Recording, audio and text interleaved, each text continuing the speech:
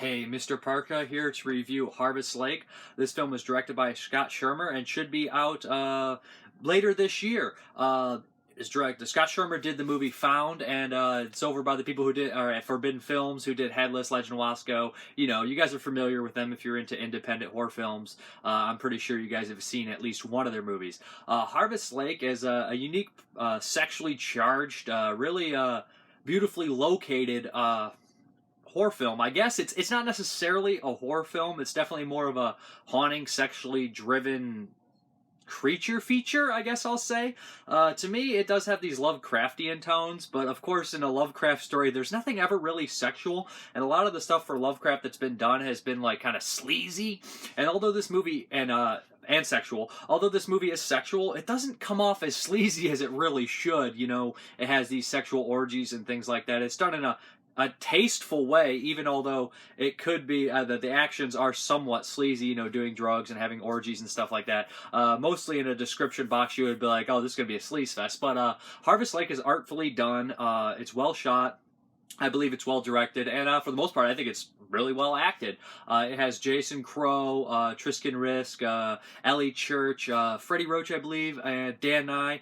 I think that's all of them. I've been familiar with these people. I've seen them all pop up in movies here and there, except Freddie Roach. I think this is my first experience with it. And I think Jason Crowe steals the show, I think, but he also has the biggest role, the most intriguing role. Essentially what happens here is these four kids go out to celebrate a birthday, and they realize right when they get into the woods, there's something wrong with the woods. It has it puts their sex drive up, and there's these weird kind of forbidden fruits, follicle and sexual looking things that are around, and they are excreting liquids, and the liquids get into their system and they become something else. The lake is definitely kind of a force. I do like the shots of just nature.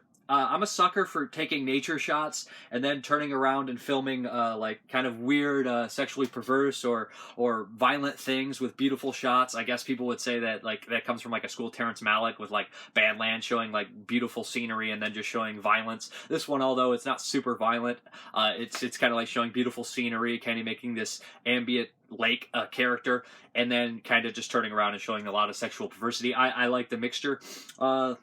There's plenty of sex, plenty of nudity in here. I think the goopy special effects are cool. I love slimy stuff and stuff like that. I really like the ambient music. I think it sets the tone and sets the mood.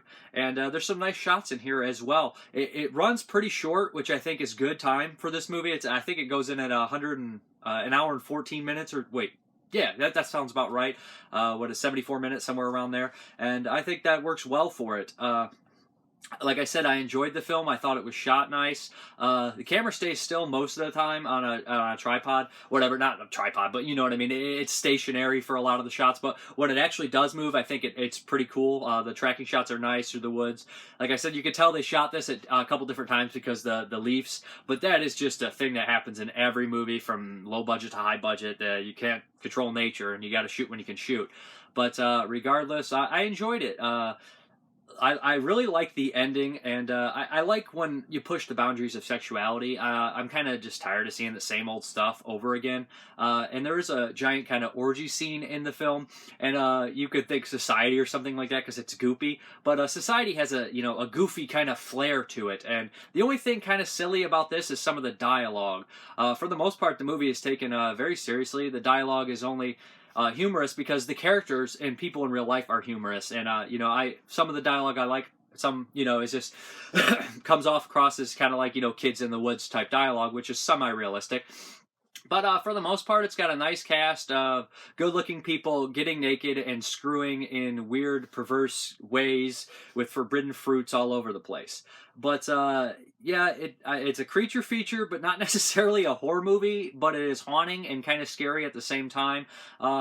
It's a unique film, and I love the location, and I like the concept is really something I enjoy. So I'd say check out Harvest Lake. It should be out sooner probably than later this year. I know the people that contributed will be getting their Blu-ray copies very shortly. But I'm Mrparka. Thank you very much for watching, and look forward to Harvest Lake. I think you guys will dig it.